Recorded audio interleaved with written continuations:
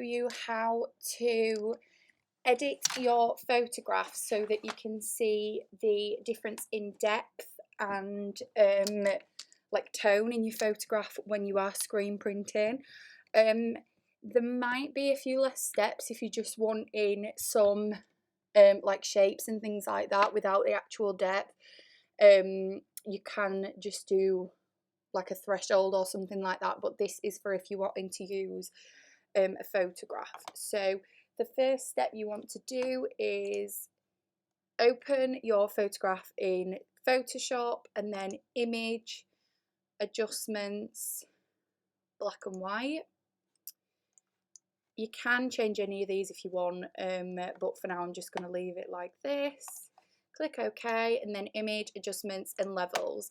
Now this is where you're going to want to manipulate the like the darks and the whites, so pick out which bits you want to really have shown on the screen printing and really have stand out and things like that. So you can change these to however you would like them. So I'm going to keep that so the background is quite flat without any texture or anything like that in it. So I'm going to just leave it like so. And then click OK. And then it is image mode grayscale. Image mode, and then you'll see that you can now click the bitmap. So click bitmap. The output should be the exact same as the input, so it's 240 on this photograph and the output is 240. You want to make sure that the method, the use needs to be halftone screen, and click OK. And then the frequency is the size of the shapes that are within the photograph. So I'm going to change it to round, so they're circles. You probably can try the other ones, but round is just going to give you a real posterized image.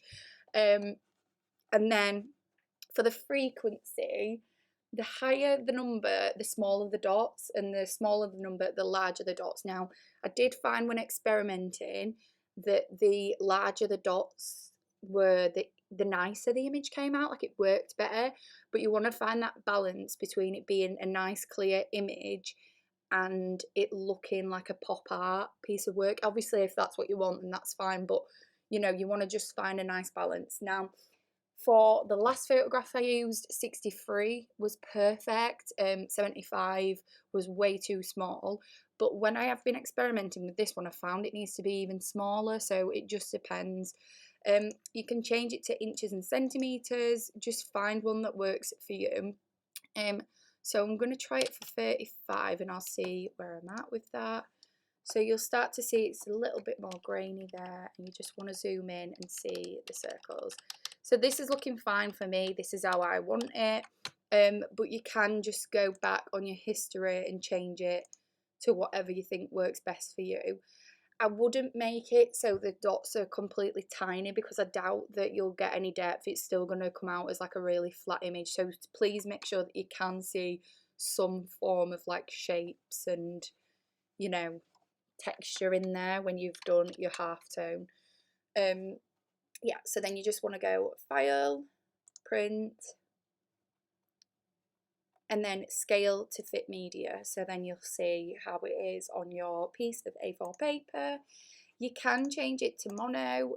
We have found that anything that's in black and white prints better when it's on mono. However, when I was testing them yesterday, it didn't work too bad on colour, but obviously it's also cheaper to print in mono, so yeah, mono. And then click print.